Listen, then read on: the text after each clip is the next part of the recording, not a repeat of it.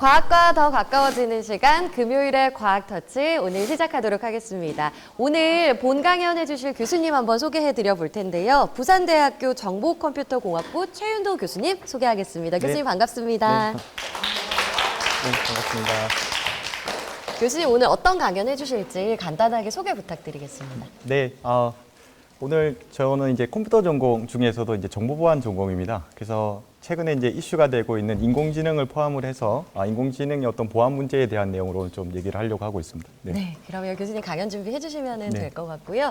저희 강연이 모두 끝나고 나면은 질의응답이 준비되어 있습니다. 그래서 우리 학생 여러분들 한번 열심히 들어보시고 궁금한 점 있으시면 교수님 강연 끝나고 질의응답 시간 활용해 주시면 될 것 같습니다. 그러면 박수로 교수님 강연 한번 들어볼까요? 박수 부탁드립니다.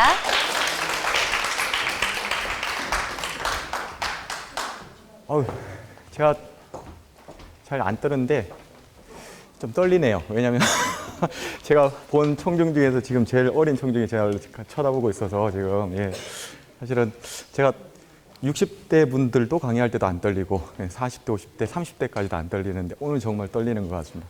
그래도 좀 용기를 내서 한번 해보겠습니다. 같이 한번 오늘 그 강의 내용을 갖다가 같이 천천히 한번 보면서 혹시 인공지능은 다 알죠? 그죠? 네, 인공지능은 다 알 것 같은데 거기다가 이제 뭐 해커 이러면은 또 많이들 익숙하잖아요. 그죠? 보안은 잘 모르겠는데 제가 하는 일은 쉽게 생각하면은 컴퓨터에서 일어나는 인공지능을 포함한 모든 컴퓨터 관련된 모든 일에서 이 정보 보안을 어떻게 실천할 수 있을까 하는 뭐 기술적인 내용을 갖다가 한다고 보시면 되겠습니다. 그게 뭐 쉽게 생각하면 마지막으로 해커인데 화이트 해커라고 해서 이제 하는 부분이 있죠. 네, 그런 부분을 조금 더 이제 학문적으로 하는 사람이라고 이해를 해주시면 될 것 같습니다. 그래서 여러분들이 이게 왜 이제 해커를 꿈꾸는 학생들이 예전보다는 좀 많아졌더라고요. 특히 이제 과학고를 목표로 하는 학생들 같은 경우 대부분 다 화이트 해커가 되겠다라고 이제 꿈을 가지는 학생들도 좀 많아지고 그래서 근데 이제 해커라는 게 이렇게 크게 어려운 내용은 아니고요. 사실은 컴퓨터 관련되어진 이제 전공을 여러분들이 하면서 컴퓨터에 대한 공부를 하고 뭐 이론과 실습을 하면서 지금 이제 공부하는 건 마찬가지겠죠, 그죠? 그렇게 하면서 이제 하나하나씩 배워가면 자연스럽게 여러분들이 이제 하고자 하는 꿈이 이렇게 그게 화이트 해커가 됐든 진짜 저같이 이제 교수가 될 수도 있고요. 아니면은 진짜 연구소에서 정말 컴퓨터 관련되어진 어떤 보안이나 이런 것들을 하는 연구자가 될 수도 있고 그렇습니다. 그래서 오늘 여러분들과 함께 이렇게 주제를 사실은 여기 하나 빠졌네요.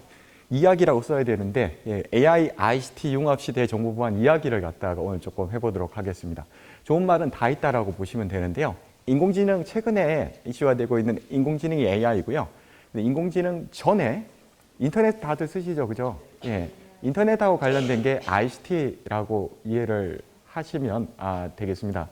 그래서 오늘 이러한 AI와 ICT가 이렇게 합쳐졌을 때 여러분들이 이제 보안 측면에서는 어떤 것들을 고민하게 되는지 거기에 대해서 좀 쉽게 한번 좀 풀어보는 시간을 갖도록 하겠습니다.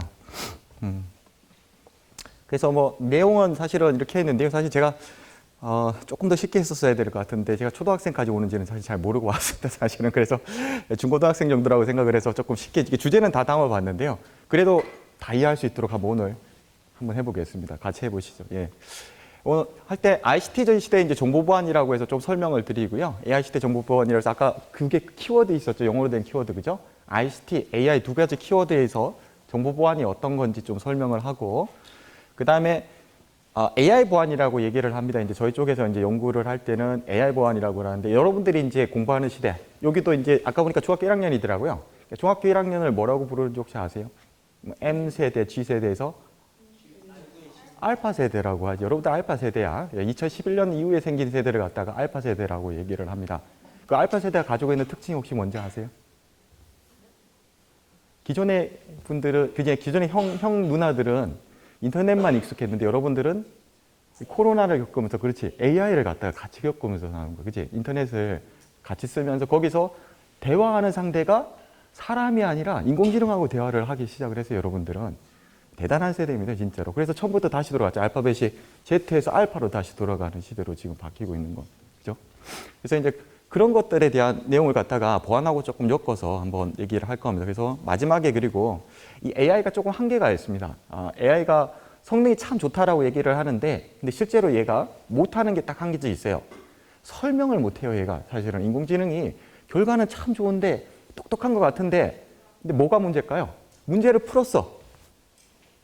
풀이가 없어. 그러니까 풀이가 없어. 얘가 풀이가 없어요. 그게 문제예요.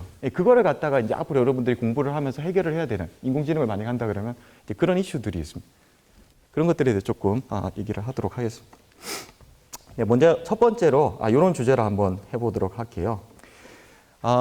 이제 ICT를 얘기를 하려는 게 아니고 정보보안 얘기를 하려고 합니다. 여러분들이 이제 태어나기 전에 이 얘기인데요. 요 왼쪽에 있는 뉴스 기사 같은 경우 2007년도, 10년도 전에 있었던 일인데 예전에는 인공지능 이런 게 없었습니다, 사실은. 그러다 보니까 아까 얘기했던 대로 ICT라는 게 나오면서 인터넷이라는 게 이렇게 같이 결합이 되기 시작을 했단 말이에요.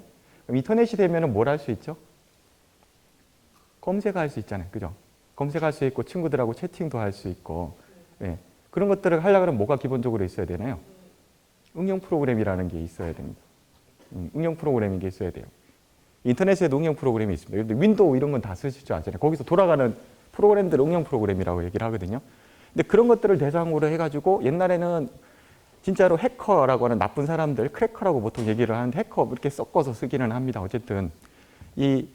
어쨌든 뭐 블랙 해커 뭐 이런 나쁜 짓을 하는 사람들이 그 당시에 했던 게 뭐냐면 뭐 방송국을 갖다가 서비스가 안 되도록 다운시키고 지금도 많이 하는 게 뭐냐면 디페이스 이렇게 해가지고 뭐 장난으로 뭐 TV 화면에 나오는 걸 갖다 가짜로 보여준다든지 이런 것들을 여전히 하고 있는데요. 근데 예전에는 뭐가 문제였냐면 이 방송국을 갖다가 서비스가 안 되게 하는 그런 게 이슈였습니다. 근데 최근에 나오는 게 뭐냐면 여기 보시면 윈도우 화면이거든요. 뭐가 여러분들 쓰시는 화면이랑 뭐가 다르죠? 그렇죠. 되게 똑똑하네. 정말 잘하는구나. 맞아. 왜 그러면 연결이 안 될까? 혹시 이것도 알 수 있을까? 왜 연결이 안 된 거지?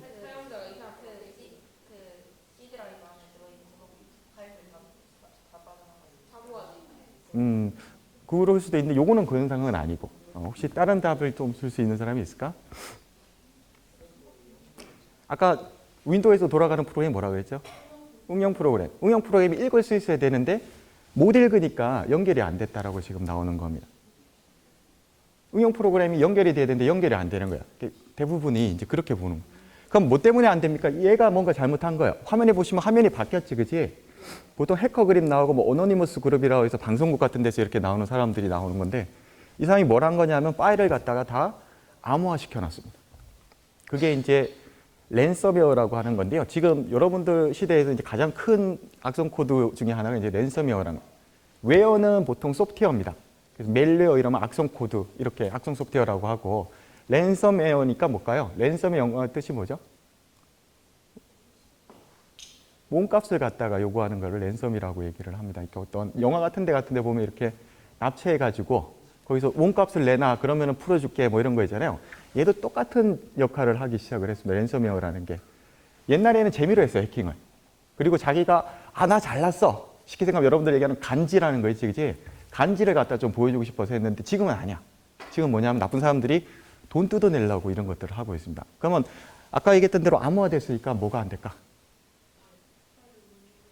그렇지. 풀어줘야지 실행할 수 있겠죠. 그죠? 근데 파일을 갖다 접근할 수 있으라 그러면 뭔가 키라는 걸 줘야 돼요. 그거를 갖다가 주지 않으면은 안 풀어주는 겁니다. 이렇게 해서 나쁜 짓을 하고 있습니다. 그런데 그 피해 규모가 얼마면 여기 있는 것처럼 약 20조 가까이 지금 되고 있습니다. 엄청나게 여러분들 알려지진 않는데 여러분 주변에서 기업이라는 기업들은 한 번씩 다 이 공격에 당했을 정도로 굉장히 많은 기업들이 금전적 피해를 갖다가 입고 있다라는 거예요.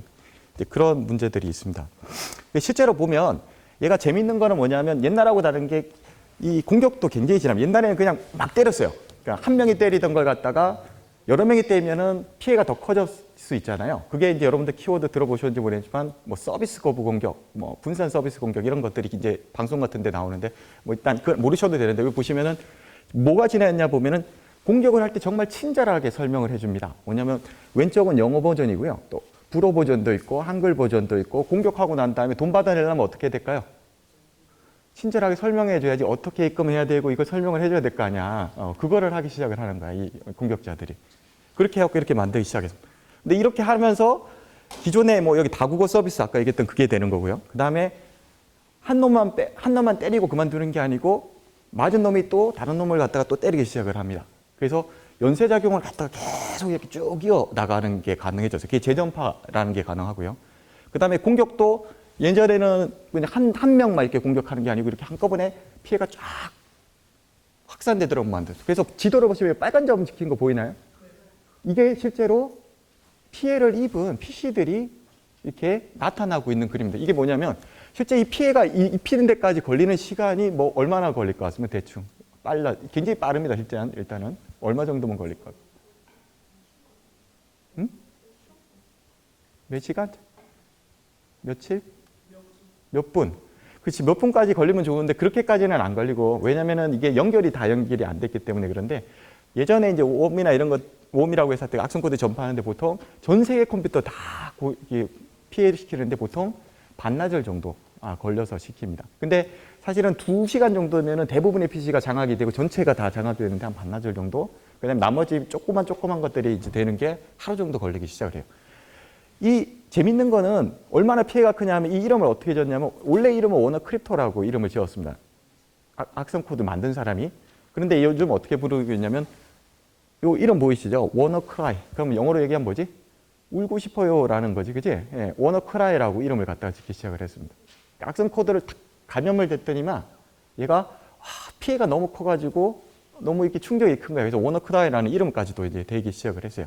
그럼 이런 것들을 이제 막으려면은 여러분들 그 패치 같은 거 하시잖아요, 그죠? V3나 이런 거 설치, 그런 것들을 잘 하시면 됩니다. 어쨌든 이렇게 피해가 굉장히 커지기 시작을 했습니다. 뭐 또 다른 게 뭐냐? 이게 다시 해야 되겠네.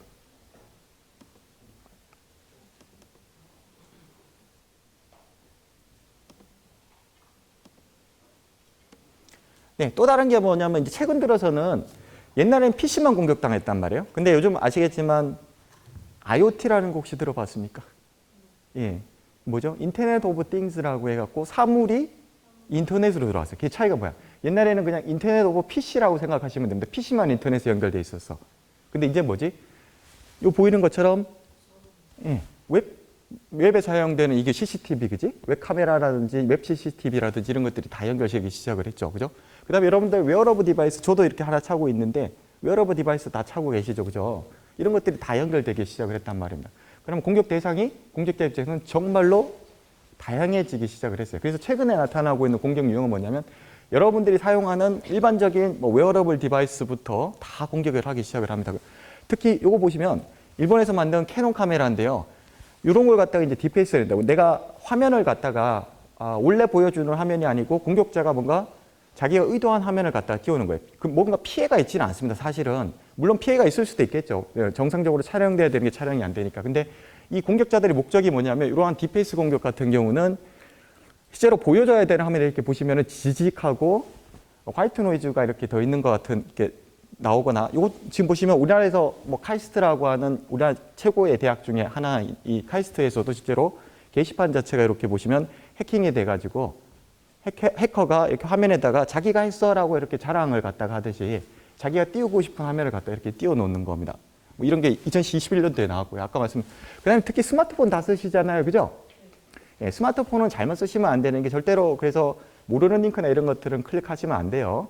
요즘 뭐 사실은 스미싱이라고 해갖고 이렇게 뭐 그런 뭐 문자에 오는 거를 링크를 잘못 클릭하시면 금전적으로 이렇게 나가는 것도 있기는 한데, 어쨌든 또 문제가 뭐냐면 여러분들이 하는 대화를 갖다 공격자가 엿들을 수도 있습니다. 어떻게 하는 거냐면 굉장히 쉬워요. 조금만 프로그램을 갖다가 하면 되는데, 이제 뒤에서도 얘기했지만 옛날엔 프로그램 할 줄 알아야지 그래도 할 수 있었는데 요즘은 뭐의 도움을 받으면 되지?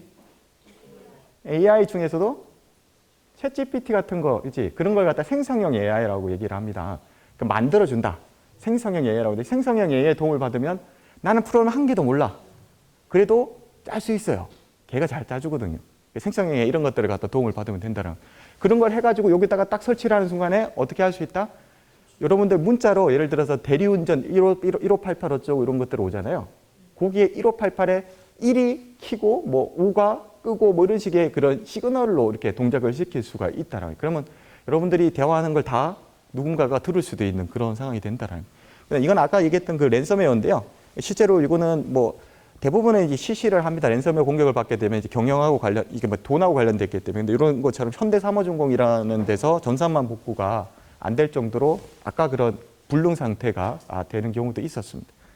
이만큼 이제 우리가 언론에서 많은 얘기를 하고 있는데요. 아까도 얘기했지만 이제 그거의 가장 큰 핵심은 뭐냐면 소프트웨어 시대가 되고 있던 거예요. 예전에 하드웨어가 정말 아까 반도체 얘기를 하셨는데 반도체 중요하죠. 예. 근데 어쨌든 지금 부가가치를 가장 많이 만들어내고 있는 영역 중에 하나가 소프트웨어입니다. 반도체는 이제 키워야 되는 분야고 실제로 뭐 아시겠지만 페이스북이라든지 구글, 그 다음에 뭐 네이버 이런 회사들이 하고 있는 게 뭐냐면 요 보시면 요 그림 보세요. 지구가 요만큼 생겼는데 소프트웨어가 이만큼 크고 또 문제는 뭐냐면 앱이라고 해서 여러분 스마트폰에 설치하는 건 더 많아요. 너무너무 많아. 그런데 문제가 뭐냐면 얘네들이 실제로 취약점이라는 걸 다 가지고 있어요. 만들어 놓는데 사용에만 다 집중을 하다 보니까 취약점이라는 걸 가지고 있다고 합니다. 그 다음에 이런 게 실제로 왜 중요하냐? 근데 소프트웨어 회사로 갈 수밖에 없습니다. 여러분들이 여기에 보시면은 넷플릭스 모르는 사람 없죠? 예. 그 다음에 혹시 네스트라고 혹시 들어보는 사람 있으세요? 네스트라고 여기 지금 요거 그 실제로 이제 여러분들 집에다가 이렇게 하는 사물 인터넷에서 이렇게 전력량이나 이런 것들을 측정하는 디바이스거든요. 근데 이런 것들은 이제 아직 일반 가정에서는 잘 안 쓰는데 미국이나 이런 데 가시면 실제로 많이 쓰고 있는 장비, 유럽이나 쓰는 데도 많이 쓰고요. 근데 우버 혹시 아나? 우버는 알죠? 그죠? 예. 우버 같은 경우는 여러분들 쏙하고는 조금 다르긴 한데 그런데 미국이나 유럽 같은 데 가면 이렇게 택시 대신에 이렇게 호출해 가지고 내가 택시를 이렇게 차량을 갖다 이용할 때 쓰는 앱이거든요. 그리고 페이스북 알죠? 그죠? SNS 관련돼서 여러분들 다 아실 테니까. 그러니까 에어비앤비 어떻습니까? 에어비앤비는 아마 여행을 자주 가시는 분들이 쓰는 거라서 잘 모를 수도 있을 것 같고요. 뭐 이런 것들이 다 뭐냐면 소프트웨어 회사입니다. 예전에는 노키아, 블랙베리, 소니 여러분들 잘 모를 수도 있는데 옛날에 굉장히 유명했던 회사들이에요. 지금도 유명합니다, 사실은. 그런데 규모가 작아졌어요. 보시면은 얘네들이 주가는 하락하고 있는데 얘네들 애플이라든지 페이스북은 트위터부터 시작해서 주가가 다 올라가세요. 그러니까 우리 지금 요즘 시대를 뭐라 그래?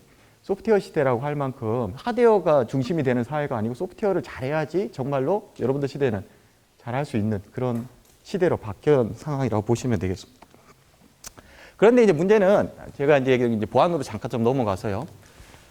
여기 보시는 것처럼 보안 사고의 대부분은 이 소프트웨어에서 다 나옵니다. 75% 가까이가 실제로 이제 설정이나 이런 문제가 아니라 애플리케이션이라고 하는 이 영역에서 다 나거든요.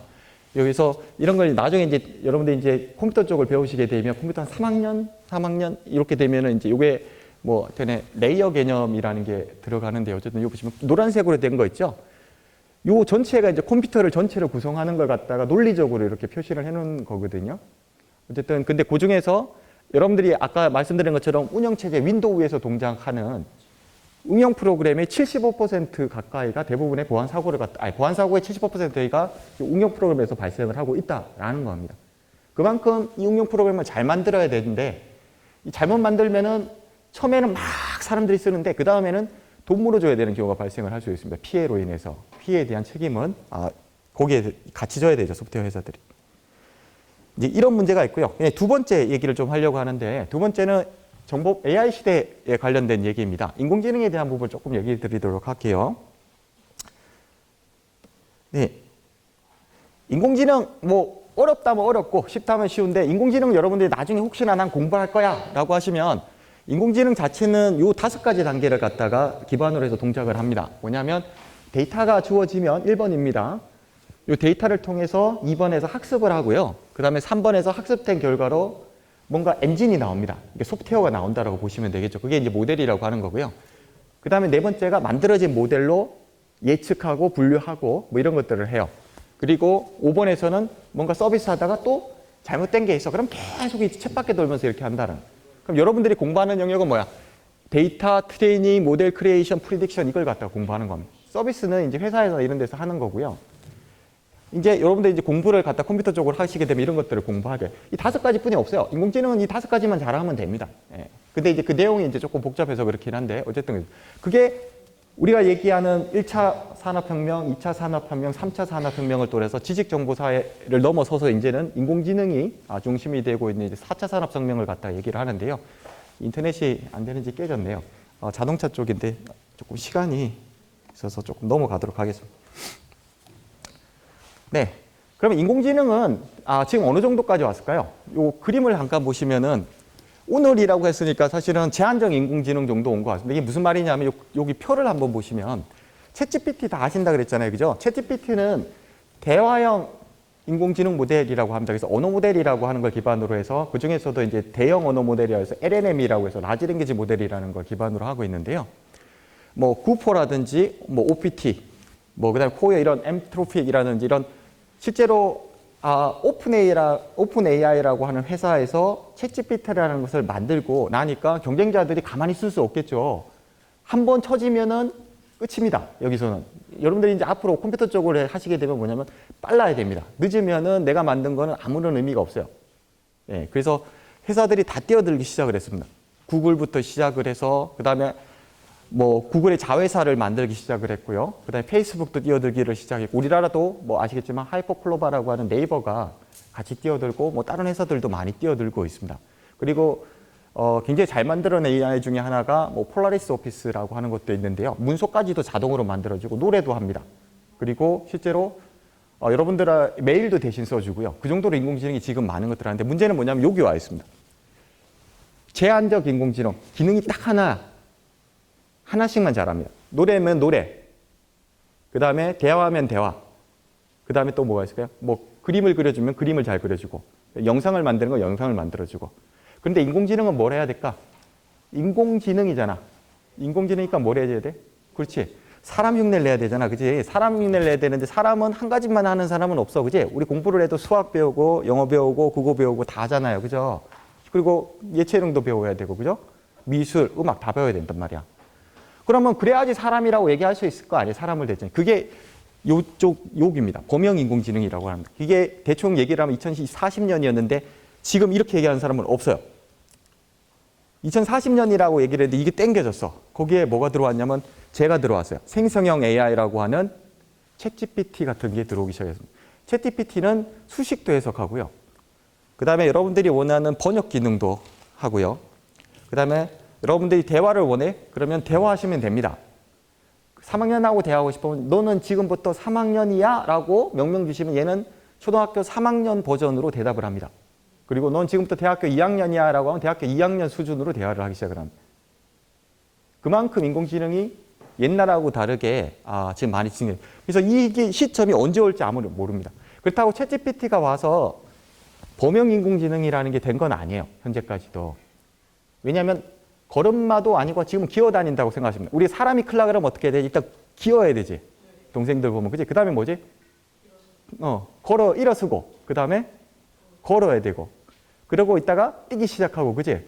그러면 힘이 붙기 시작하면서 잘 뛰기 시작하고 이런 것들을 해야 되잖아. 그게 하는 시기가 범용지능, 인공지능이 2040년 뭐 이렇게 얘기를 하는 거예요. 근데 이렇게 얘기는 안 하고 일단은 예측은 이렇게 했습니다. 근데 지금 땡겨지고 있습니다. 정확한 시점은 아무도 모릅니다. 그리고 2026년도 되면 뭘 할 거냐고 했냐면 슈퍼라는 말이 듣기 시작합니다. 초인공지능이 됩니다. 뭐냐면 우리가 생각하는 것처럼 사람이 못하는 것도 할 수 있는 놈이 나타나는 시대가 요 시대예요. 그래서 인공지능이 이렇게 발전을 하고 있습니다. 좀 이해가 되시나요? 예. 그래서 여러분들은 여기 살고 있는 거예요. 지금 여기 중간에 어딘가에서 지금 살고 있는 거라고 보시면 됩니다. 그게 뭐 시리가 될 수도 있고 여러 가지가 될 수도 있겠죠. 그죠? 그래서 아까 말씀드린 그 생성형 AI가 하는 역할이에요. 보시면 뭐 그림도 그릴 수 있고요. 이미지도 만들 수 있고요. 그 다음에 오디오도 만들 수 있고요. 텍스트도 만들 수 있고 그 다음에 심지어는 아까 얘기했던 뭐 할 수 있다고? 여러분들은 코딩을 한 번도 배운 적이 없는데 코드까지 얘가 만들어줘요. 그래서 인공지능을 제일 잘 쓰고 있는 사람이 혹시 누군지 아는 사람? 네. 개발자?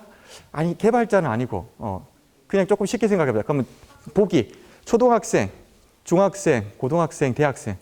대학생, 맞아. 대학생들이 제일 잘 쓰고 있단 말이에요. 왜냐하면 리포트를 얘가 작성을 해주고 그 다음에 교수님들이 앞에서 강의를 하면 뭐냐면 노트북을 켜고 있어, 형들이, 누나들이. 그러면서 뭐라 하면 맞는지 안 맞는지 그걸 찾아보기 시작합니다. 얘하고 대화를 하면서 그 내용이 맞는지. 근데 한 가지 이러한 인공지능을 갖다 쓰실 때 조금 고민을 하셔야 되는 게 뭐냐면 이 챗GPT가 하는 역할은 그래서 엄청나게 많은데요. 조심하셔야 될 게 있어요. 얘는 정확도가 100%가 아니에요. 일단 첫 번째로 여러분들 인공지능이라고 하면 사람같이 할 거라고 생각하는데 얘가 주는 지식은 잘못하면 환각현상이라고 해서 이게 사실도 아닌데 사실로 받아들일 수가 있습니다. 그런 거 하시면 안 돼요. 그래서 반드시 정확한 정보는 학교에서 배우시고 그렇게 학습을 하시고 그걸 갖다가 받아들여야지. 말 그대로 얘는 뭐다?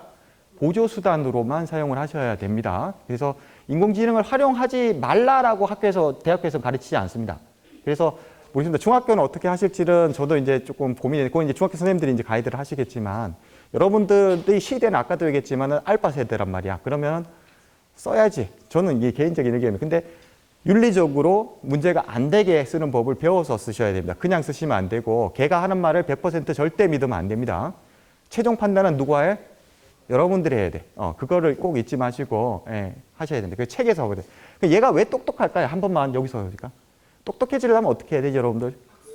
학습해야지. 그럼 뭐 해야 될까? 공부해야 되는데 책을 읽어야 되겠지, 그치? 그럼 얘는 얼마만큼의 책을 읽었을까? 지금은 챗GPT 3.5라고 해서 이제 예전에 만들어둔 것보다는 훨씬 더 많은 책을 읽고 하이퍼크로버나 이런 것들이 만들어졌어요. 미국 우에 도서관이라 그래서요. 미국 우에 도서관에 가시면 전 세계에서 가장 큰 장서를 갖다가 보유하고 있는 도서관이 있습니다. 이제 거기서 가지고 있는 장서의 4.5배 정도의 데이터를 얘가 한 번에 다 학습을 했어요. 도서관에 있는 모든 데이터를. 그러니까 인문, 예술, 과학, 공학 다 통틀어 가지고 그걸 다 학습, 고전까지 다 해서. 그렇게 해서 만들어진 놈이 얘예요. 그러니까 얼마나 똑똑하겠어, 그치? 그런데 문제는 뭘까? 책을 보고 학습을 했으면 괜찮은데 뭘 보고 학습했지? 인터넷에 또 돌아다니는 진짜인지 모르는 정보까지도 학습을 했어. 얘는 정보를 필터링하지 않았습니다. 그러다 보니까 가짜 정보를 만들기 시작을 한 거야. 그 데이터량이 얘가 처음에 학습할 때 45 테라바이트, 알지기지? 예, 기가 다음에 테라니까 10에 12승 정도 데이터 되는, 예, 이 정도, 예, 데이터가 학습이 되기 시작을 했습니다. 그래서 어떤 일을 하는지 보시면 문장까지 고쳐져요. 그러니까 학습에는 여러분들이 보조수단으로 활용할 수 있습니다. 예를 들어서 이 영어 문장이 어디가 틀렸는지 여러분들 보면 금방 알 수도 있겠지. 그치? 요즘 영어를 많이 배우니까. I really like this movie, which was why I bought it이라고 해보겠습니다. 그죠? 시제가 지금 틀렸다라는 부분이 있는데 얘한테 물어봤습니다. 어떻게 고칠 수 있을까? 라고 물어봤더니 which is라고 고쳐야 된다라는데 왜 그렇게 생각해 물으셔야지. 답을 보고 그냥 끝나면 안 돼, 절대. 그리고 묻고 난 다음에 이게 동의가 되면은 얘 말이 맞을 수 있겠다라고 여러분들이 최종 판단을 하셔야 됩니다. 그래서 얘가 설명을 하기 시작합니다. 뭐냐면 which는 주로 현재 시제와 함께 사용되며 was는 과거 시제입니다. 따라서 문장을 which is로 고쳐야 됩니다라고 해서 설명을 하고 있습니다. 이게 문법적으로 동의가 되시면 시제 일치를 기반으로 해서 which is라고 쓰는 거고요. 한글도 마찬가지예요. 한글도 이렇게 답을 줍니다. 그럼 여러분들이 항상 묻고 물은 거에 대해서 왜 그렇게 생각했는가를 같이 생각을 해야지 인공지능 시대에서는 할 수 있습니다. 근데 자, 그럼 이제 AI 보안으로 조금 가서요. 이렇게 인공지능이 만들어졌는데 똑똑한데 속이기가 쉬워요. 똑똑한 사람이 잘 속아 넘어간다라는 얘기 혹시 들어보셨습니까? 왜냐하면 자기가 잘한다고 생각을 하기 때문에 약간만 좀 속이면 얘기를 속일 수가 있어요. 그게 뭐냐면 인공지능이 수학적 모델인데요. 요 그림이 이제 위에 보시는 게 수학적 모델을 좀 쉽게 설명을 한 건데 요 빨간색을 기반으로 해가지고 성능을 좋게 만들려면 이게 수렴이 이렇게 할 때는 최적화를 기반으로 해서 이렇게 수렴되도록 GD라는 게 이제 그레디언트 디스트라고 해서 기울기 값을 이렇게 감소시키는 방향으로 이렇게 그 최적화 파라미터 값을 찾아가는 건데요. 요거를 반대 방향 파란색으로 이렇게 만들 수가 있습니다. 그러니까 수렴하는 걸 발산시킨단 말이야.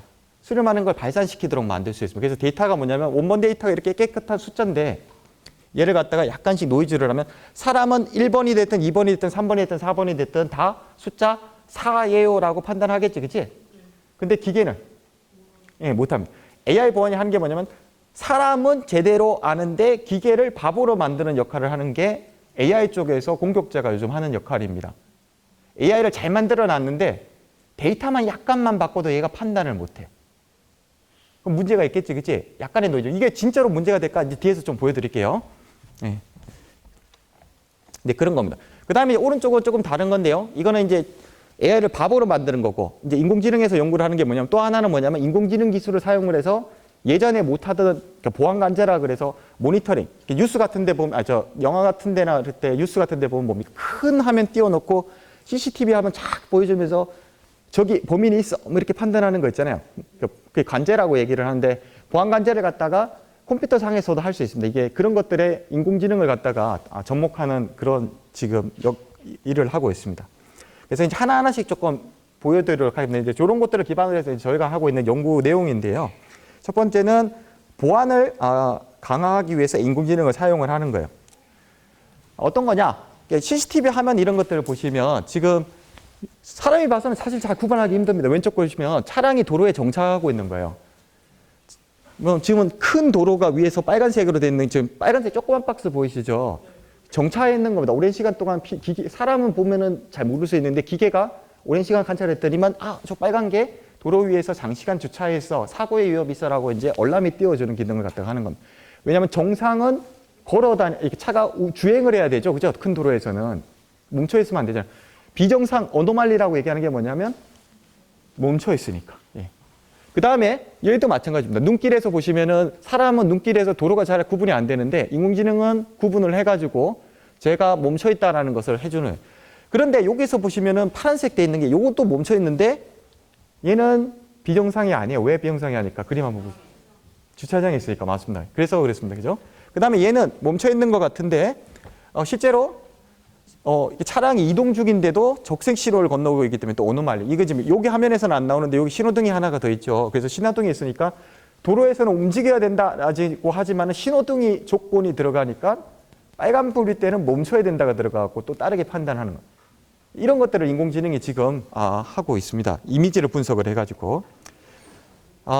그리고 또 이제 어노말리 쪽에 이제 보시면 그래프로 보통 우리가 뭐 일기예보나 어떤 데이터 보통 숫자로 나오는 거 이건 이제 에너지 소모량을 갖다 나타내는 건데 이렇게 조금씩 튀는 부분이 있죠. 요 점선이 실제로 기대치라는 거고요. 그다음에 실선이 실제 값을 나타내는데 이게 똑같이 가면은 예측한 거랑 똑같아지는 겁니다. 근데 보시면은 어노말리라는 건 뭐냐면은 실제 치수 보시면 갑자기 팍 하고 튀는 부분. 그래서 어노말리라고 정상이 아닌 비정상 부분을 갖다가 나타내는데 이런 것들을 갖다 탐지하는 것을 하고요. 우산 보시면 쉽게 어노말리가 뭐라는 거 알 수 있죠. 그지? 검정색과 노란 우산이 있으니까 노란 우산이 비정상이지. 그지? 네, 이렇게 탐지를 하는 거. 그 다음에 얘도 사과도 보면 이렇게 녹색 사과랑 그 다음에 빨간색 사과가 있으니까 빨간색 사과가 비정상이야 하는 거 알 수 있죠. 요거 왜 저 위에 있는 사람을 갖다가 비정상이라고 혹시 판단하는지 혹시 알 수 있을까요? 한 사람만 뭐라고? 걸어가고 있다고? 거꾸로 가고 있다고? 그러면 이 사람도 있고 저 위에도 있잖아. 지금 방향이 여러 가지로 가면 조금 더 보면 아마, 방향은 여기 좀 섞여 있거든? 기계가 왜 얘를 갖다가 자전거 타고 있어서 비슷한데 이게 휠체어야, 실제로. 휠체어를 가지고 있는 거야. 그래서 다 걸어가는데 휠체어를 타고 가는 사람이 한 명 있으니까 비정상.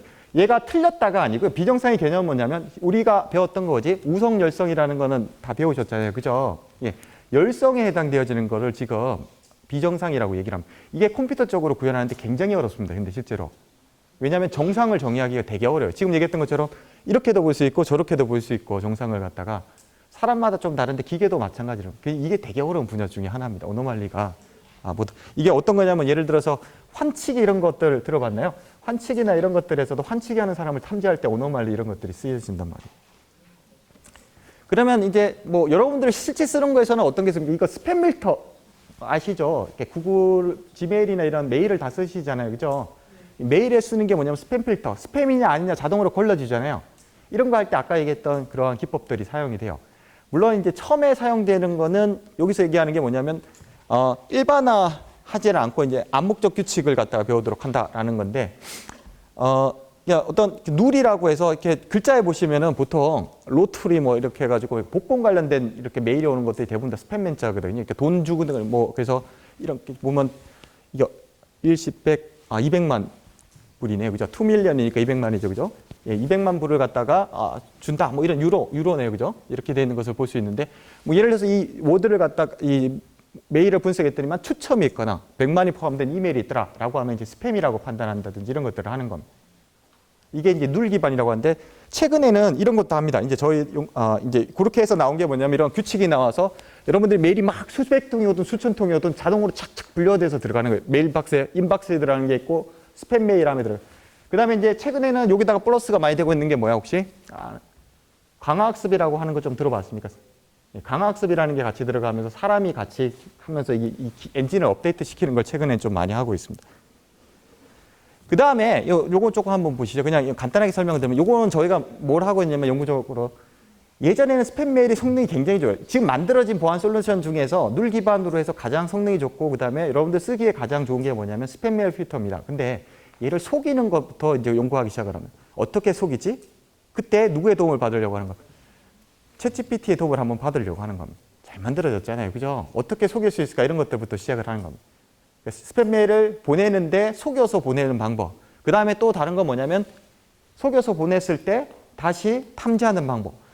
이 보안 분야가 재밌는 것 중에 하나는 뭐냐면 끝이 없어요. 게임하는 것 같아요. 그러니까 공격하는 사람이 있으면 항상 방어하는 사람이 있어야 되고 방어를 하면 또 공격을 하기 시작을 합니다. 그래서 되게 계속해서 되는 분이에요. 어쨌든 이런 메일 작성하는 게 가능합니다. 이거는 지금 영어로 잘 돼서 영어로만 지금 들어야 있는 거고요. 그 다음에 이제 하나 조금 보여드릴 거는 이제 또 다른 영역인데 이게 최근에 이제 많이 이슈가 되고 있고, 요거에 대한 연구가 일어난 지는 그렇게 오래되지는 않습니다. 근데 한번 보여드리도록 할게요. AI 강화를 위한 보안이라고 얘기를 하는 건데요. 아까 말씀드린 것처럼 기본적으로요, 인공지능이 잘하려고 그러면 데이터가 많아야 돼요. 두 번째는 인간관계를 표현할 수 있어야 되는데 인간관계를 표현을 못 해요. 그 다음에 또 한 가지가 뭐냐면 예외 상황에 대한 처리가 안 됩니다. 그래서 말씀은 이렇게 데이터가 적으면 안 돼요. 많아야 됩니다, 일단은. 그 다음에 두 번째로 뭐냐면 강아지라고 판단을 정말 잘하는데 보시면 확률이 100%가 아니죠. 94%지. 그러면 우리는 물어봐야 돼요. 6%는 뭐길래 네가 100%가 아니야 라고 물어봐야 돼요. 94%도 뭐 때문에 94%야 라고 설명해 줘야 되는데 안 설명해 준단 말이에요.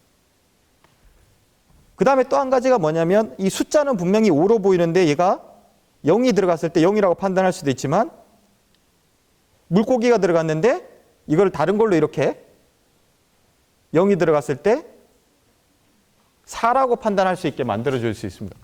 뭐냐면 사람은 누가 봐도 이게 0이고 얘도 0이잖아요. 근데 쟤를 넣었을 땐 0이라고 얘기하는데 얘를 넣었을 때는 4라고 판단하게 만들어줄 수 있어요. 누가 봐도 0인데 그지? 근데 4라고 판단하면 이게 공격 방법입니다. 인공지능을 갖다가 바보로 만드는 공격 방법인데 요거를 용어로 뭐냐면 적대적 공격이라고 얘기합니다. Adversarial Example이라고 해서 적대적 공격이라고 얘기를 하는 거예요. 어떤 거냐면 인간의 눈에는 보이지 않습니다. 그런데 AI가 잘못 생각하게 속일 수 있다라는 거예요. 그래서 요거는 어떠냐면 아까 5가지 단계에서 이 부분을 갖다가 타겟으로 해서 네 번째 부분을 갖다가 타겟으로 해서 이제 공격하는 방식이 되겠습니다. 일단 그거에 대한 연구를 하고요. 그 다음에 제가 아까 청중을 조금 잘못 생각하는데 수식이 이렇게 되는데요. 아까 얘기 드렸던 그 그림입니다. 그레디언트 디스트를 갖다가 안쪽으로 조금 들어가는 걸 갖다가 이렇게 발산하도록 수렴하는 걸 발산하도록 만들어주는 방식인데 공격자 입장에서 이 XADB라고 하는 게 어드버서리아에서 이제 적대적의 약자고요. 이 원래 X는 원래 이미지입니다. 거기다가 뭔가 이렇게 노이즈를 더해주는 거예요. 사인이라는 거는 이제 사인 함수라서 더해지기도 하고 빼지기도 한다라는 뜻인데 어쨌든 원래 이미지에다가 이렇게 노이즈를 더해서 했더니만 얘를 바보로 만들 수 있어라는 겁니다. 네, 그래서 뭐 이론은 조금 있는데 이제 좀 보면서 좀 천천히 다시 설명을 드리겠습니다. 요거 한번 보시죠. 바나나죠, 그죠? 바나나 맞습니다, 그죠? 누가 봐도 바나나입니다, 그죠? 한번 바보로 만들어요. 지금은 바나나라고 판단을 하고 있습니다.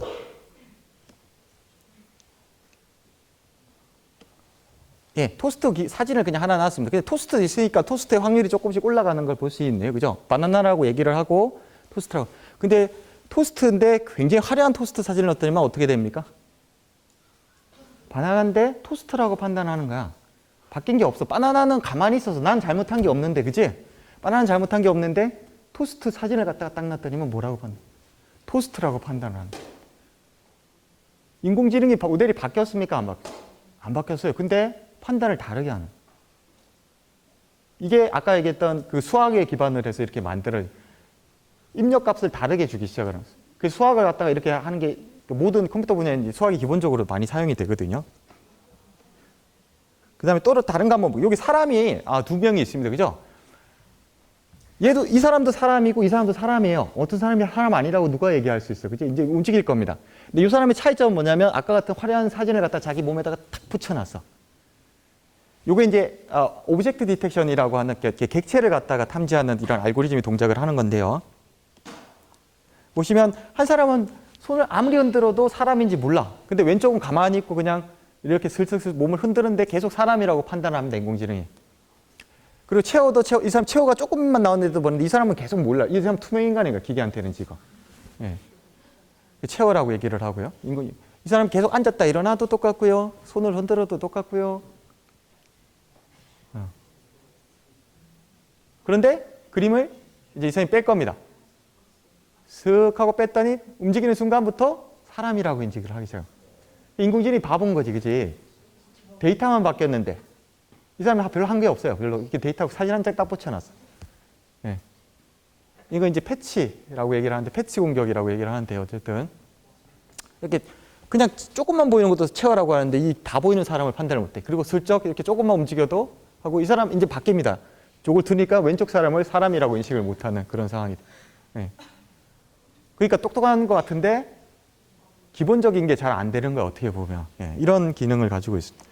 근데 이게 뭐 그냥 사람이 이렇게 얘기해서 뭐 문제가 될까라고 얘기를 하는데 이게 만약에 자율주행차 뭐 집에도 아마 최근에 이제 아빠나 엄마가 이렇게 그 차를 사셨으면 아마 자율주행차 기능이 있습니다. 특히 이제 테슬라 차를 갖다가 산다든지 이런 것들을 하게 되면 이렇게 있는데요. 뭐 현대차도 마찬가지고요. 어쨌든 뭐 다양한 차들이 요즘 인공지능을 갖다 가지고 있는데 보시면은 뭐 라이다라고 해서 이렇게 뭔가 주변에 있는 물체를 인식하는 것도 있겠지만 이렇게 이미지를 또 분석하는 장비들이 같이 들어가 있습니다. 뭐 각종 센서들이 이렇게 설치가 되어 있는데요. 요 보시면은 사람이 딱 봤을 때는 스탑 사인이죠, 그죠? 자, 그 다음에 똑같이 사람이 봤을 때 스탑 사인인 게 하나 있습니다. 근데 여기다가 적대적 공격을 딱 했습니다. 여기 보시면 정지라고 왼쪽이나 오른쪽이나 사람이 봤을 때는 아무것도 차이가 없는데 정말 요걸 확대해 보면 여기 스티커 딱 한 개 붙여놨습니다. 정말로 손톱만한 스티커를 딱 하나 붙여놨는데 얘가 뭐라고 인식하게 만들 수 있냐면 최고 속도 100 이렇게 해가지고 뭐 100마일 이렇게 달려 이렇게 하면 자율주행차가 팍 하고 튀겠죠, 그죠? 예, 그런 상황을 갖다가 만들어줄 수 있더라라는 거. 예, 그래서 이런 사고들로 바로 이어질 수 있더라. 실제 있었습니다.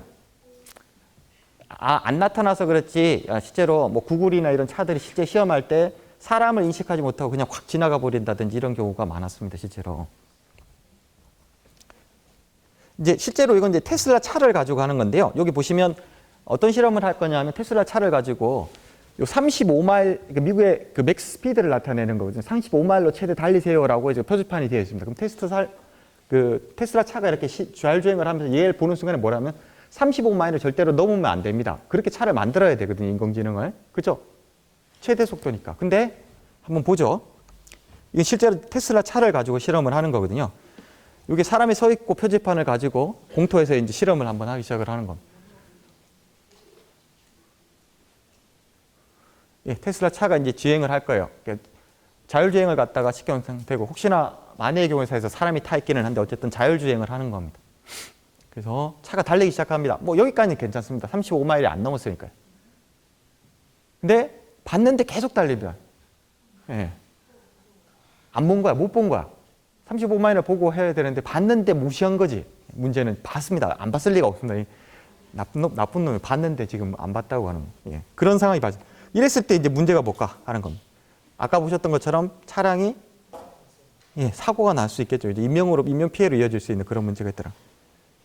그 다음에 또 이런 거 많이 하죠. 여러분들 스마트폰 하면은 아마 아직은 뭐 신용카드가 중2가 돼야지 만들 수 있는 걸로 아는데 맞나요? 예.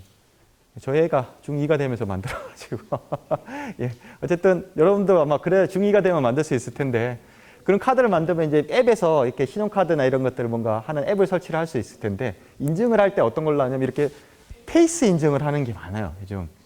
그런데 이 페이스 인증에서 이 얼굴을 생성하는 게 가능합니다. 그게 딥페이크라고 하는 기술을 갖다가 쓰게 되면 여러분들 얼굴을 뭐 예를 들어서 선생님 얼굴로 바꾼다든지 아니면 친구 얼굴로 바꾼다든지 이런 게 쉽게 됩니다. 그러면 쉽게 인증을 우회할 수 있다. 이렇게 생각할 수 있는 거예요. 그럼 뭐가 될까? 이 문제가 뭐야?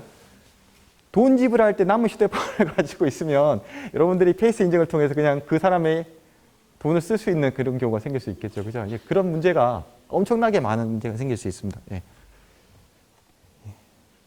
네, 얼추 시간이 조금씩 밀려가지고 제가 하다 보니까 이러한 문제들이 있는데요. 아까 얘기했던 대로 이제 조금 이제 마지막으로 여러분들한테 이제 해주고 싶은 게 뭐냐면 인공지능이 이제 가지고 있는 한계인데 여러분들 앞으로 이제 공부를 한다고 했을 때 이런 부분들을 이제 고민을 해봐야 됩니다. 이게 실제로 이제 AI 시큐리티 시스템의 한계라고 했는데 인공지능의 한계라고 보시면 됩니다. 지금 현재가 어떻게 하면 이제 마지막으로 정리하면서 앞에 거 했던 것까지 좀 한번 말씀드릴게요. 모든 인공지능은 데이터가 주어지면 학습을 합니다. 트레이닝 데이터라는 거고요. 그래서 학습 과정을 갖다가 거치게 되고 아까 1단계, 2단계에 해당되는 거고 learned function이라고 된 게 아까 모델이라고 하는 3단계에 해당이 됩니다. 그리고 4단계에서 프리딕션을 해서 이게 서비스로 이어지는 형태. 이 모든 그림은 그래서 항상 그 그림을 벗어날 수가 없어요. 근데 이제 여기에 들어가는 게 여기처럼 막 뉴런이라고 하는 퍼셉트론이라고 얘기를 하는데 뉴런이 굉장히 복잡하게 연결되어 있습니다. 이게 복잡하게 연결되어지면서 아웃풋을 갖다가 만들어내는데 아까 보셨던 것처럼 고양이 이미지가 들어가면 고양이 이미지가 딱 나와야 되는데 문제는 뭐냐 하면 Why did you do that? 왜 그렇게 한 거야? 라고 했을 때 이렇게 결과를 했을 때 하는 거라든지 뭐 왜 다른 것들은 못하지? 못하는 게 있을 수도 있고요. 그 다음에 뭐 0.93%라고 얘기를 했으면 93%가 왜 나오는지도 설명해 주면 왜 7%는 안 나오는 거야? 라는 것도 설명을 해줘야 되고요. 그러면 이 7%는 어떻게 고칠 수 있을까에 대한 힌트도 줘야 되는데 이 딥뉴럴 네트워크는 복잡하니까 설명할 수가 없어. 성능은 좋은데 정말로 복잡하게 만들어놨더니 성능이 좋아요. 정말 좋습니다. 예, 깜짝깜짝 놀랄 정도로 좋습니다. 근데 문제는 뭐냐면 똑똑한데 야 좀 설명해줘라고 했더니 설명을 한 개도 못합니다. 얘가. 그래서 지금 하는 연구들은 뭐냐면 이걸 설명하게 만들어. 물론 이제 얘의 기본적으로 성능을 그 최적화라고 해서 선형대수학이라는 걸 나중에 이제 대학교나 이렇게 가시면 배울 수 있는데 그걸 기반으로 하면 얘를 갖다가 성능을 최적화하는 방법이 왜 가능한지에 대한 거를 이렇게 증명을 할 수 있습니다. 역전파라고 하는 걸 통해서 하는데요. 어쨌든 그거는 또 다른 문제고요. 이 안에서 쉽게 설명을 할 수 있어야 되는데 설명을 못해요. 고양이가 들어갔을 때 왜 고양이라고 판단했어를 갖다 해야 되는데 그거는 못해요. 성능이 90% 나오게 하는 이유를 설명을 할 수는 있는데 어느 정도 고양이라고 하는 이유를 설명을 못합니다. 예를 들어서 고양이를 보면서 여러분들 느끼는 건 뭐지? 얘는 조금 통통하긴 하네요. 그죠? 통통한 걸로는 고양이를 설명을 못하지. 그치? 일단은 털이 조금 있고 그 다음에 또 뭐였지?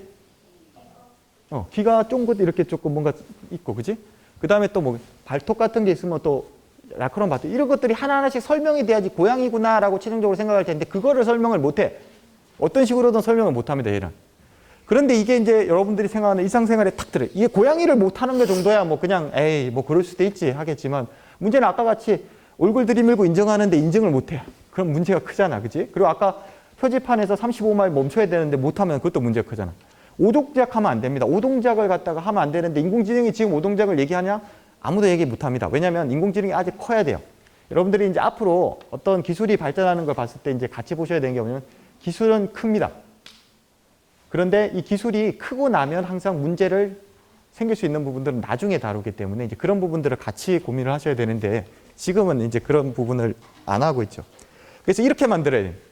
고양이라고 판단을 했으면은 이 패스를 쭉 따라가면서 아, 이 패스에서 뭐라고 설명을 했으니까 고양이구나라는 거 아까 얘기했던 대로 귀 모양이라든지 그 다음에 이렇게 뭐 콧수염이 있다든지 뭐 아니면 손톱이나 발톱 같은 데서 이렇게 좀 날카롭게 생겼다든지 설명 가능한 explainable 모델이라고 했는데 설명 가능한 모델로 이렇게 진화를 해야 되는데 아직은 그 정도까지는 아니에요.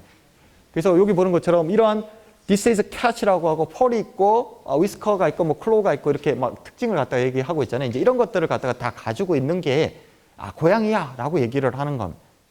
이런 것들을 이제 여러분들이 이제 공부할 때는 배우고 해야 되는 아직은 초보 단계에 있습니다. 지금 초보 단계에 있고요. 그래서 인공지능 기술이 지금 정말 많이 이게 지금 여러분들이 이제 나중에 대학교 가시면 배우시게 되는 인공지능에 대한 키워드들이에요. 뭐 뉴럴 네트워크라는 게 있고 뭐 그래피컬 모델이라는 게 있어서 베이시안 네트워크는 이제 확률 모델을 기반으로 하는 거고요. 뭐 빌리프 넷도 마찬가지고 그다음에 SLA에서 스태티스틱스 통계 기반에 하는 모델도 있고 랜덤 포레스트라고 해서 이렇게 여러 가지 다중 모델을 이렇게 가지고 학습하는 부분도 있고 그다음에 추리가 기본적으로 모든 알고리즘의 기본이 되는데요. 디시에이션 추리라는 걸 기반으로 하는 게 있고 하여튼 뭐 굉장히 많은 게 있습니다. 그걸 봤을 때 이렇게 좀 정확도 관점에서 봤을 때는 지금 아까 얘기했던 게 뭐라고요? 복잡하게 돼 있는 딥 뉴럴 네트워크를 사용하는 딥 러닝이라는 건 다들 들어봤죠. 그죠? 예, 그거가 가장 성능이 좋아요. 그래서 이게 이슈가 되고 있는 거고. 그런데 설명 가능성은 뭡니까? X축이 설명 가능성이고 Y축이 정확도예요. Y축으로 높이 올라갈수록 성능이 좋은 거지. 그지? 그 다음에 X축으로 이렇게 멀리 0점에서 이렇게 떨어질수록 설명이 가능한 건데 보시면 제일 안쪽으로 붙어 있지. 딥뉴럴 네트워크는. 정확도는 좋은데 왜 그렇게 답을 하는지 몰라요. 근데 이런 거 디시전 추리 같은 경우는 성능은 낮은데 설명을 잘해줘. 왜 그렇게 나왔다라는 걸 갖다 고칠 수 있습니다. 그래서 앞으로 여러분은 공부해야 될 게 뭐라는 거야? 노란색 부분을 이렇게 오른쪽으로 싹 미는 걸 해야 됩니다. 앞으로 공부하셔야 되는 거는 여러분들이 만약에 컴퓨터 공학도가 돼서 공부를 하신다 그러면 이거를 갖다 이렇게 밀어서 성능도 물론 이제 위쪽으로도 밀긴 합니다. 성능도 높이고 설명도 가능하고 그래서 위아래 옆으로도 밀고 위로도 밀고 이걸 같이 하셔야 되는 그런 시대라고 보시면 되겠습니다. 그래서 XY 결과로 얻어진 판단 근거를 통해서 이런 원인을 파악하고 신뢰성을 갖다가 보장하기 위한 시간이 어느 정도 된 것 같아요. 제가 한 6분만 더 해서 마치도록 하겠습니다. 그 다음에 이제 연구에 대해서 조금 말씀을 드리려고 조금만 더 하려고 하는데요. 이런 걸 합니다. 아까 스팸 필터 이렇게 해서 텍스트만 보는 걸 했는데 설명 가능한 연구가 어떻게 지금 하고 있냐면 예를 보시면 이게 이제 어텐션이라고 하는 건데요. 그러니까 모든 단어의 중요도를 주는 게 아니고 특정 단어의 중요도를 갖다가 분석을 하는 거예요. 그게 텍스트가 될 수도 있고 URL 스트링이라고 해서 본문과 URL, 그러니까 그 웹페이지에 이제 본문과 URL이고요. 그 다음에 이제 이미지입니다. 이미지에서도 이렇게 어느 부분이 중요해라는 걸 갖다가 하는데 보시면은 분석을 해가지고 이렇게 색깔이 좀 진하게 되어 있는 부분들이 얘가 이 텍스트의 가장 그 핵심 키워드들에 해당된다라는 것을 인공지능이 이렇게 판단을 해가지고 결과를 하는 거예요. 이걸 분석해가지고 예측해서 뭐 예를 들어서 이게 피싱 메일이야. 아니 피싱이라는 거는 어쨌든 그러니까 낚아채는 거거든요. 사람을 갖다가 속여가지고 사회공학적 방법이라고 얘기를 하는데 어쨌든 이게 핵심은 아니라서 어쨌든 그런 공격을 갖다가 하는 형태가 되고요. 그 다음에 이제 저희 연구실에서 한 거 조금 보여드리도록 하겠습니다. 저희 이제 프로그램을 갖다가 주로 많이 하는데요. 여기서 이렇게 이런 형태로 해서 만들었습니다. 이게 뭐냐면 유튜브 화면이 연결이 되려나 모르겠네요. 잠깐만요. 예. 굉장히 어려운 코드를 인공지능이 좀 설명을 해주면 좋겠는데 라는 거에서부터 저희가 시작을 해서 만드는 거거든요.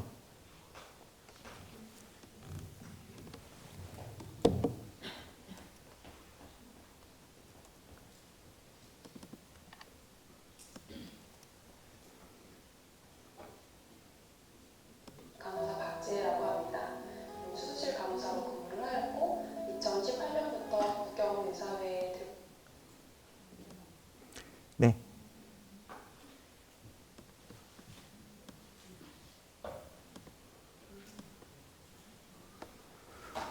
예, 이렇게 파일을 갖다가 읽어서요.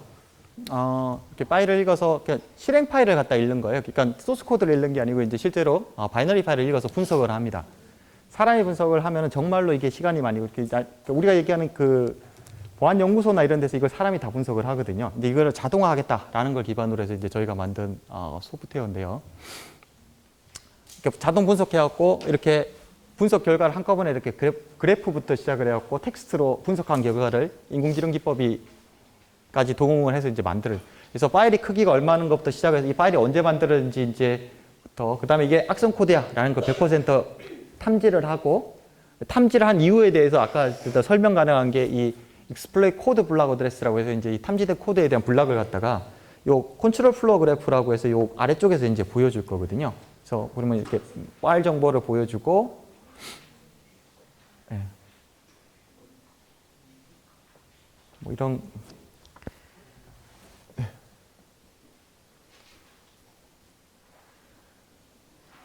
네, 길지 않아서 조금 보면서 말씀드릴게요. 그래서 이제 이거는 어셈블리어 코드라고 해서 이제 기계어에 가까운 코드입니다. 이건 사람이 쉽게 알아들을 수 있는 코드가 아니라서 굉장히 해석하기 어려운 코드입니다. 일반 컴퓨터 한다고 해서 다 할 수 있는 게 아니고요. 정말 몇 명 잘하는 사람들만 하는 건데 이거를 인공지능적으로 이렇게 분석을 해서 보여주는 거다. 이 빨간색으로 된 게 문제가 있어라고 해서 인공지능이 탁 찍어서 보여주는 코드를 만든 겁니다. 실제로. 이렇게 보시면 거의 암호같이 코드가 되어 있잖아요. 이 코드예요. 실제로 프로그램 코드. 옛날에 기계에서 돌아가도록 만들어주기 위해서 만드는 코드거든요. 지금은 이제 이 언어를 잘 안 배우기도 하는데 학교에 따라서 이제 배우는 데도 있고 안 배우는 데도 있는데 어쨌든 이런 코드를 실제로 분석을 할 수 있는 코드를 만들었고요. 그때 여러분들이 이제 나중에 대학교 가시면 이제 그래프 관련된 것들을 배울 텐데 뭐 콜플로우 그래프라고 하는 것들을 전체 코드 다 분석해서 이렇게 요약해서 딱 프로그래밍 해주게 하니까 얼마나 좋습니까? 사람이 해야 될 일을 줄여주는 거죠. 전체를 보는 게 아니고 빨간색만 보게 되고 문제가 어떻게 발생했는지 아까 설명 가능해야 된다 그랬잖아요. 이 화살표를 따라가면서 문제 코드를 갖다가 찾을 수 있게 만들어주는 것들을 하고 있습니다. 네, 이런 것들을 저희가 만들어서 했고요. 네, 그래서 앞으로 이제 여러분들이 그 하셔야 될 건 아까 말씀드린 정확도 높이는 거 이렇게 위로 쫙 올리는 거 하셔야 되고요. 그다음에 옆으로 이렇게 미는 거 작업하셔야 돼요. 설명 가능하도록. 그것들이 뭐냐면 뭘 거시니까 앞으로 인공지능을 하시든 무슨 공부를 하시든 컴퓨터 쪽에서 하시려고 하면 뭐 공학도 마찬가지고 제 생각에는 인문학도 사회도 마찬가지고 여러분들 그 별로 아마 생각을 안 하실 것 같은데 저도 공부할 때는 별로 이걸 생각 안 했는데요. 내 의사를 정확하게 전달을 하려고 그러면 뭐 해야 된다 그랬지 항상? 육하원칙에 따라서 설명해야 된다 그랬잖아. 그지? 컴퓨터도 마찬가지고 사람도 마찬가지입니다. 그래서 여러분들이 연구를 하실 때 혹은 공부를 하실 때 마찬가지로 고민하셔야 되는 게 도대체 누가 설명하는 사람이고 설명하는 사람이 누구냐? 그 다음에 보안 관점에서는 보안을 어떻게 설명할 것인가? 왜 설명 가능한 보안이 필요한가? 이런 것들을 항상 고민을 같이 하셔야 됩니다. 이게 지금 이 키워드로는 무슨 말씀인지 잘 안 다룰 텐데 여기서 얘기하고 싶은 건 뭐냐면 육하 원칙에 맞춰서 항상 고민을 하시고 생각하고 머리 정리하는 것들을 습관을 하시게 되면 여러분들이 무슨 공부를 하시든 그게 컴퓨터 분야든 컴퓨터 보안 분야든 인공지능 분야든 뭐 다른 분야든 예, 뭐 화학, 공학, 화학, 건축 모든 분야 다 똑같습니다. 제가 생각하기에는 예, 그렇게 하셔서 하시면 좋겠습니다. 네, 그래서 제가 준비한 자료는 여기까지고요. 1시간 정도 여러분들한테 인공지능부터 시작을 해서 ICT 그다음에 보안까지 설명해 드리려고 했는데 잘 이해가 됐을지 모르겠어요. 좀 시간이 아마 질의응답 시간이 있는 것 같습니다. 그래서 혹시 이해 못하신 부분에 궁금한 게 있으면 질의응답 통해서 물어보시면 되겠다. 예, 고맙습니다. 네.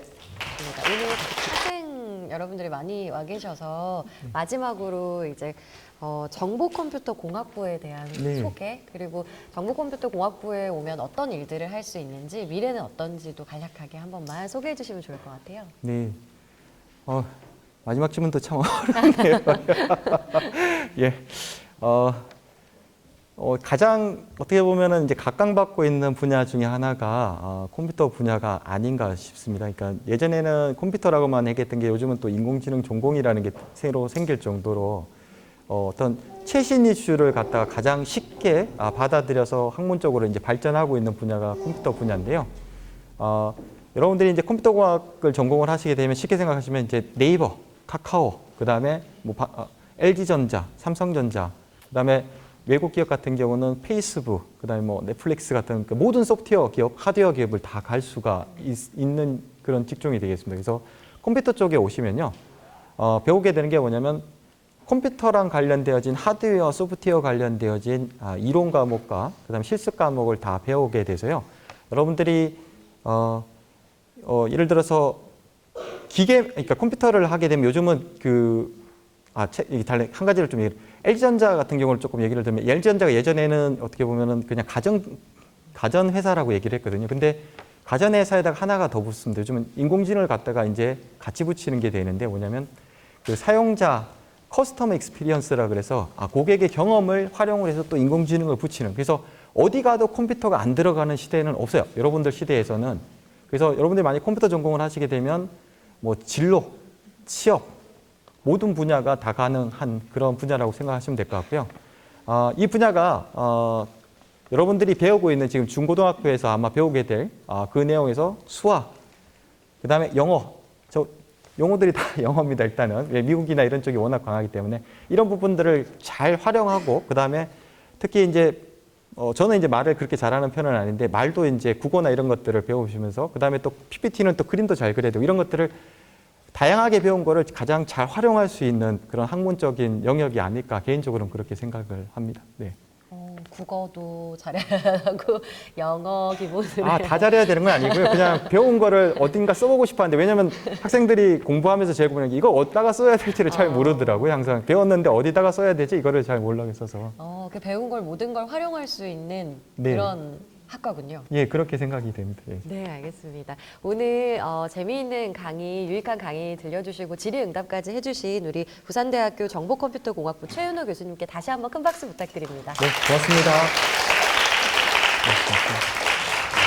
네, 저희 금요일의 과학터치 오늘 여기까지입니다. 저희는 11월 달에 또 3번의 과학터치, 금요일의 과학터치 준비되어 있으니까요. 11월 일정도 함께 해주시면 감사하겠습니다. 추워지는 날씨 감기 조심하시길 바랍니다. 고맙습니다.